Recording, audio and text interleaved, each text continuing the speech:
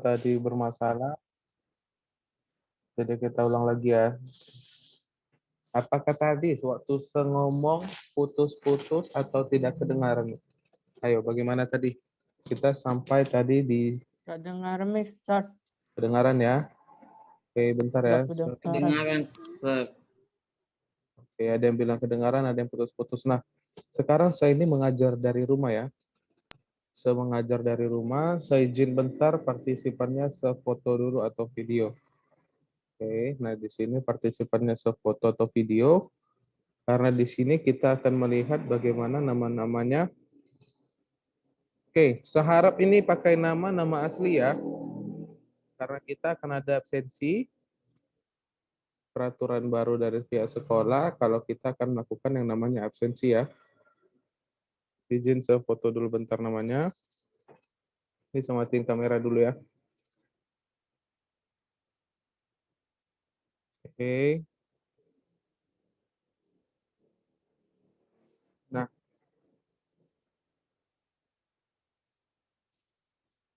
bentar. Karena kita akan melakukan yang namanya absensi, jadi foto dulu nama-namanya. Nah, jadi kalau misalnya yang tidak memakai nama asli atau yang tidak aktifin kamera, itu nanti akan ada penilaian ya. Jadi kalau misalnya siapa yang sering aktif dan yang bagaimanapun, kita akan dapat tambah nilai. Karena kita sekarang ini belajar dari jarak jauh. Oke, kita belajar dari jarak jauh. Sedangkan saja sekarang belajar yang namanya dari rumah. Bukan belajar mengajar dari rumah. Oke, nah kita kalau dari aturan pemerintah, kita sekarang ini sedang PPKM. Benar ya? Nah, kita sekarang sedang PPKM. Oke. Nah, kita lanjut.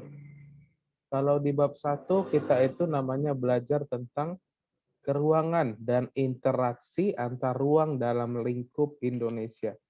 Oke, keruangan dan interaksi antar ruang dalam lingkup Indonesia. Nah, inilah yang kita pelajari di bab satunya. Oke, nah di halaman 3 tadi sudah saya bilang, coba dibaca, tetapi tidak ada yang mau membaca. Karena kita sekarang berada dalam jarak jauh, kita seharusnya belajar aktif. Belajar aktif maksudnya kalau misalnya saya bertanya, coba dijawab. Atau kita belajar aktif itu ya saling berkomunikasi. Oke, nah kalau di halaman 3 kita buka itu, amatilah gambar di atas. Oke. Gambar tersebut merupakan gambar terminal bus di Transjakarta di Ragunan, Jakarta. Dari papan pengumuman di terminal bus ini, kita dapat mengetahui bahwa dari terminal ini kita dapat pergi ke Monas melalui dari Semanggi atau Kuningan. Oke, nah, coba dijawab sama Se. Dari mana kita tahu kalau dari tulisan ini kita dapat pergi ke Monas melalui Semanggi atau Kuningan. Nah, kalau dari papan itu disebut papan apa tuh? Nah, gambarnya hitam putih ya. Nah, kalau dari papan itu sudah terlihat jelas. Kalau alamat masuk dari Transjakarta Bus itu dari Ranggunan menuju Monas. Kemudian Ranggunan Monas via Kuningan atau Ragunan Monas via Semanggi. Kemudian Ragunan via Sid Manggarai. Oke.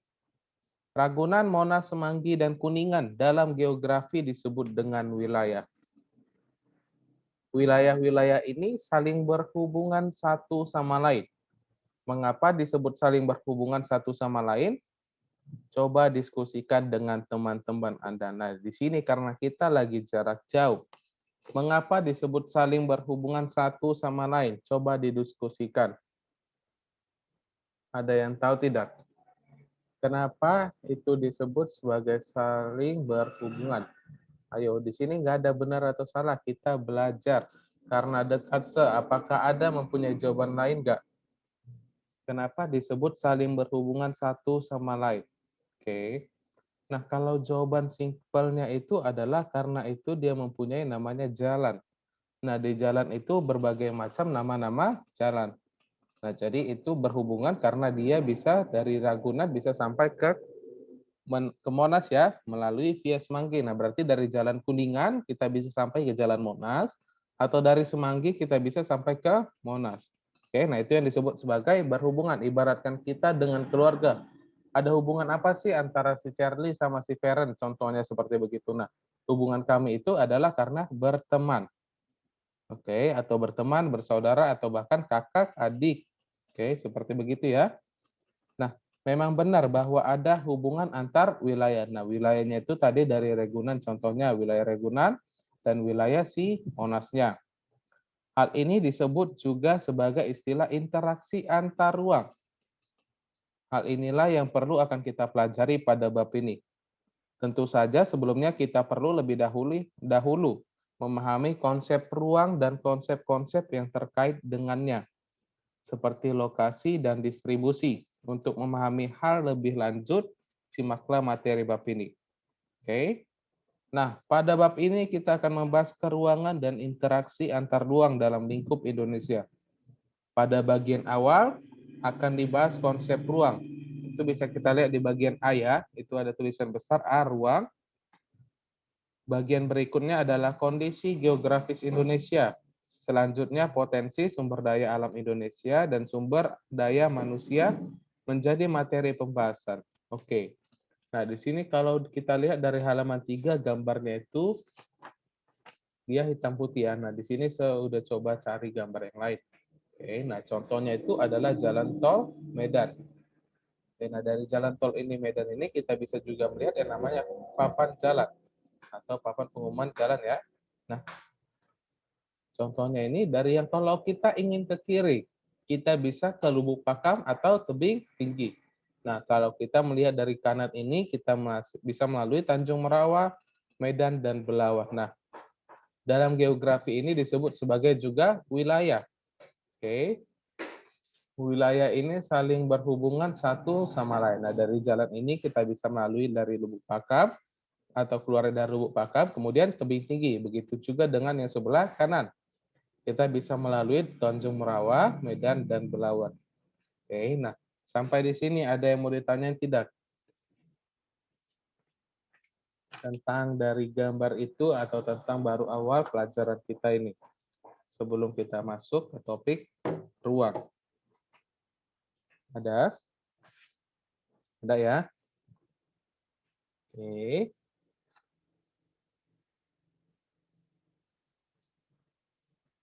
Bentar ya. Oke. Nah, di sini kita kalau IPS itu lebih banyak membaca. Berbeda dengan komputer ya. So, ini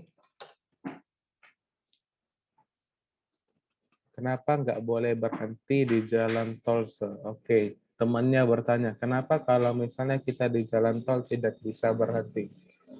Ada yang bisa kasih jawaban tidak? Jawaban simpelnya itu adalah karena di situ tidak ada lampu merah atau biasa kita sebut sebagai bebas hambatan atau bebas macet. Itulah kenapa disebut sebagai jalan tol. Jalan tol itu biasanya adalah untuk mempersingkat jalan, mempersingkat waktu. Nah, jadi karena itu tidak ada lampu merah, otomatis orang berarti kencang-kencang bawa motor atau bawa kendaraan. Oke, nah kalau misalnya kita berhenti, itu banyak orang yang tidak bisa melihatnya. Nah, kalaupun kita berhenti, kita biasanya itu ada tanda garis khusus di jalan itu ya. Nah, seperti begini, ini tengah jalan, kemudian ada pinggirnya ini. Nah, jadi kalau misalnya kita ingin memberhentikan sebuah kendaraan, kita harus 10 meter atau beberapa meter dari motor atau mobil kita akan memberi tanda supaya mereka untuk hati-hati tidak menabraknya. Oke. Nah, sebenarnya bisa, bukan tidak bisa. Tetapi kasih batasan supaya orang tahu kalau kita akan berhenti. Oke, kita lanjut ya. Nah, kalau kita lanjut di halaman 3, kita belajar yang namanya ruang. Menurut Undang-Undang Nomor 26 Tahun 2007 tentang penataan ruang, ruang adalah wadah yang meliputi ruang darat, ruang laut, dan ruang udara, termasuk ruang di dalam bumi sebagai satu kesatuan wilayah tempat manusia dan makhluk lain hidup, melakukan kegiatan, memelihara kehidupan langsungnya. Ruang mempunyai unsur-unsur alam, unsur sosial, unsur budaya. unsur ekonomi dan unsur politik. Nah, unsur budaya ini tadi kita sudah bahas yang tentang budaya Indonesia dan budaya luar. Kalau misalnya kita sering mengikuti budaya luar, kita akan terpengaruhi. Oke. Nah, kalau di dalam bagian ruang ini menurut Undang-Undang Nomor 26 Tahun 2007 itu adalah arti dari. Nah, jadi kalau misalnya dalam pasal 1 dari Undang-Undang Nomor 26 Tahun 2007 ini ada sekitar 30 undang-undangnya. Oke, ada 30 undang-undangnya dan tentang penataan ruang yang udah barusan sebaca itu adalah intinya. Dari intinya itulah didapat ini. Jadi dari 30 undang-undang itu intinya adalah yang dalam paragraf pertama ini tentang penataan ruang. Ruang adalah, nah ini ya, sesuai dengan Undang-Undang Nomor 1-nya. Nah, saya cuma buat sampai 10 aja. Seharusnya ini ada sekitar 30-an undang-undangnya kalau saya tidak salah. Oke. Nah,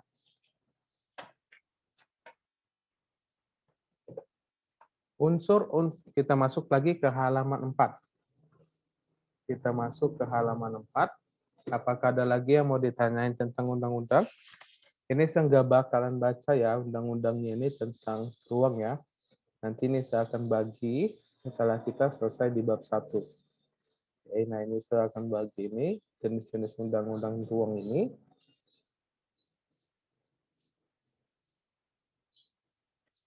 Oke, kita masuk ke halaman 4.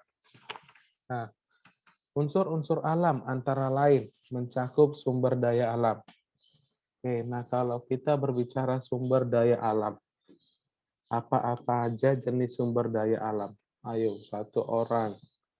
Sumber daya alam itu apa-apa aja?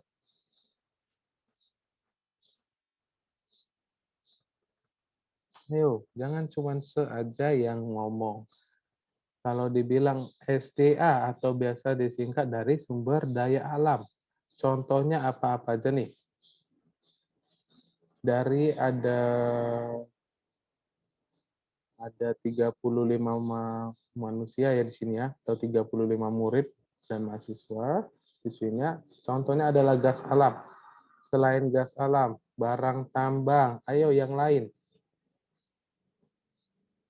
Minyak bumi. Minyak, Sir. Ya, gimana? Minyak bumi, Sir. Oke, benar. Nah, jadi sumber daya alam itu terdapat ada 3 macam. Oke, ada yang tahu tidak? Sumber daya alam ada terdapat 3 macam. Kalau di sini tidak ada dibuat ya. Sumber daya alam itu terdapat 3 macam. Sumber daya alam kekal. Sumber daya alam yang dapat diperbaharui. Dan sumber daya alam yang tidak dapat diperbaharui. Oke, nah sumber daya alam itu ada 3 macam. Kalau tadi yang tidak dapat diperbaharui, contohnya adalah minyak bumi atau gas, nah itu tidak bisa kita perbaharui. Nah, jadi kalau misalnya habis, itu kita tidak akan bisa lagi menggunakannya. Makanya sudah banyak yang namanya jalan barunya ya, atau biasa disebut apa nih, alternatif. Jadi kalau misalnya sesuatu kadang habis, contohnya seperti begini, minyak bumi bakalan habis atau tidak? Kalau misalnya terus kita gunakan.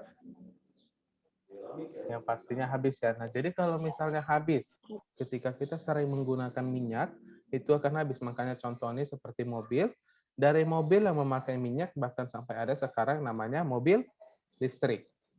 Nah, kalau dari listrik itu kita bisa mempunyai, bisa dari gitu ya. Jadi sumber alam itu bisa habis.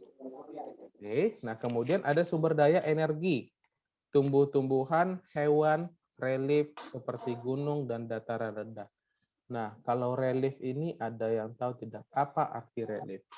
Nah, ini saya sudah tunjukin gambarnya, saya pun tadi baru lihat. Nah, disebut relief itu adalah seperti begini.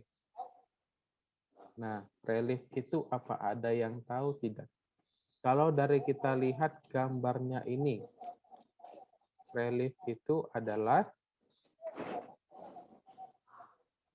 nah ini adalah relief adalah kalau kita lihat sekilas itu adalah gambar patung. Berarti dia seni pahat yang digambar di dalam media patung. Oke. Nah, bentuk ukiran ini biasanya dijumpai pada bangunan candi, kuli, kuil, monumen, dan tempat bersejarah kuno. Nah, jadi kalau orang zaman dahulu itu menggambar itu di dalam batu, sama seperti contohnya manusia purba. Bahkan dari zaman manusia purba itu kita bahkan menggambar itu di dalam gua ya. Oke, ini saya coba cari dulu ya.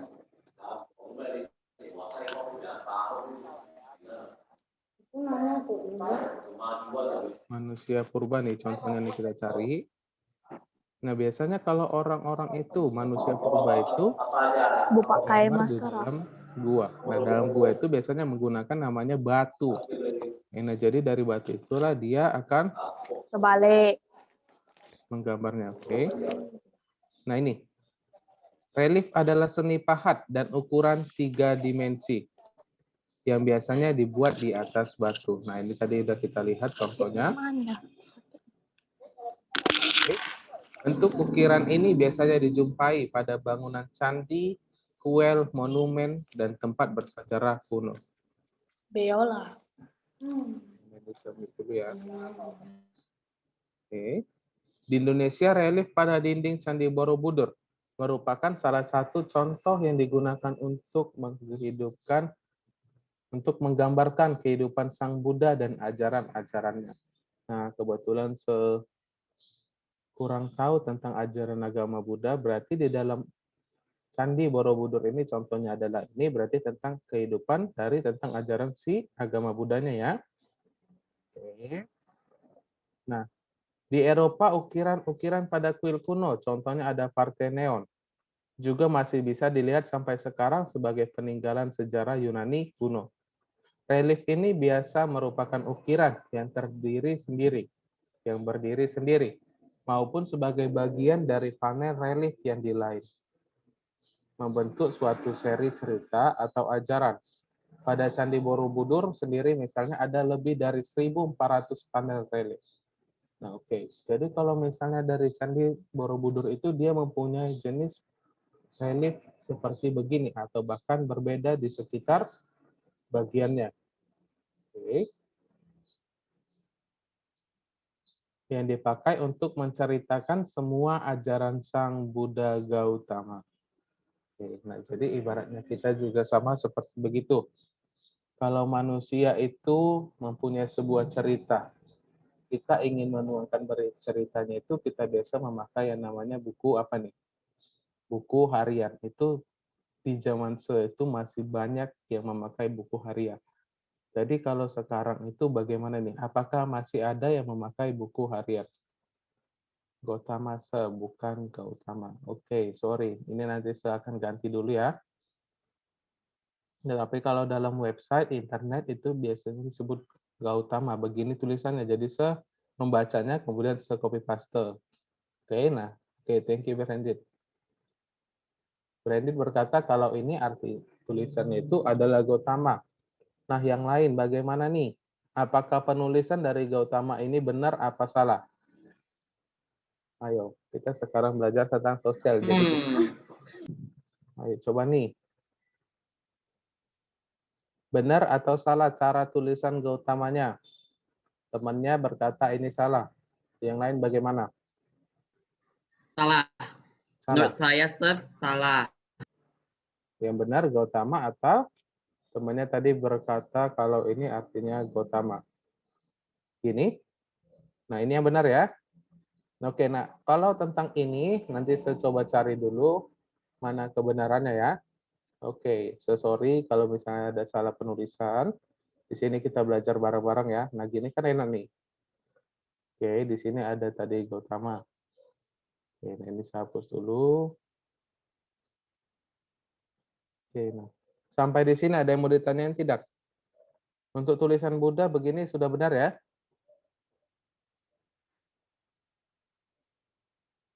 Mana? Sudah benar apa tidak nih? Sudah benar, Sir. Oke, nah. Jadi relief itu artinya tadi adalah ukiran batu. Kalau di dalam buku itu dia tidak ada tulisannya. Oke, kita lanjut. Seperti gunung, dataran rendah, dan badan air. Oke, Oke, nah badan air itu ada sungai, danau, dan laut. Nah, kalau untuk sungai, danau, dan laut, itu saya nggak mungkin buat lagi gambarnya, karena kita udah pasti tahu ya perbedaannya. Oke. Unsur sosial terbentuk sebagai hasil dari keberadaan manusia.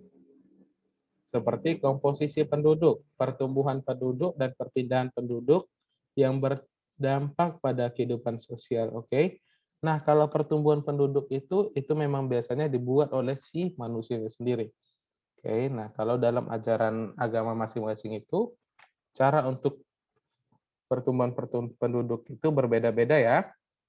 Nah, jadi di sini artinya perpindahan penduduk yang berdampak pada kehidupan sosial seperti kemiskinan dan kelaparan.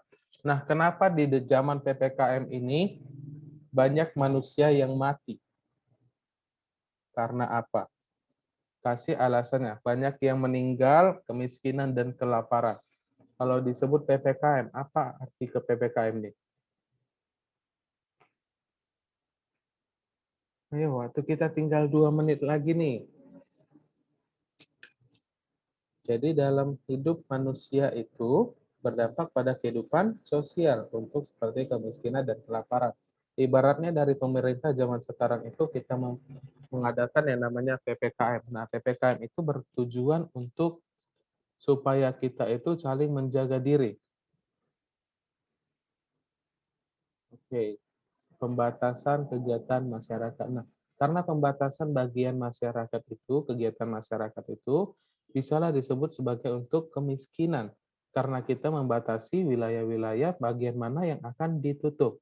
Nah, jadi karena penutupan itu menurut dari 34 siswa-siswi ini, itu berjalan lancar atau tidak nih PPKM? Tuh, bagaimana nih? Apakah berjalan lancar atau tidak PPKM-nya zaman sekarang ini? Bahkan banyak katanya yang sampai marah-marah karena jalannya tidak ditutup dan ada yang berkata ditutup. Oke. Nah, unsur budaya sebagai ekspresi dari kelompok-kelompok manusia yang berbeda-beda. Di antara lain terlihat dalam tradisi dan bahasa. Oke. Kalau dalam tradisi dan bahasa ini kita akan bahas di minggu depan ya. Ini saya udah coba apain, kita akan bahas selanjutnya di bagian tradisi dan bahasa. Oke, sampai di sini ada yang mau ditanyain tidak tentang pelajaran kita sebelum di bagian ruang. Kita masih belum masuk yang namanya tempat place, bagian nomor 1, kedua lokasi, dan ketiga distribusi ruang. Oke, ada yang mau ditanyain tidak? Tentang bagian ruang. Ada. Ayo, tentang apa nih? Kita sama-sama cari tahu nih. Apa yang mau ditanyain? Ini jumlah siswa-siswi yang hadir 35, 36,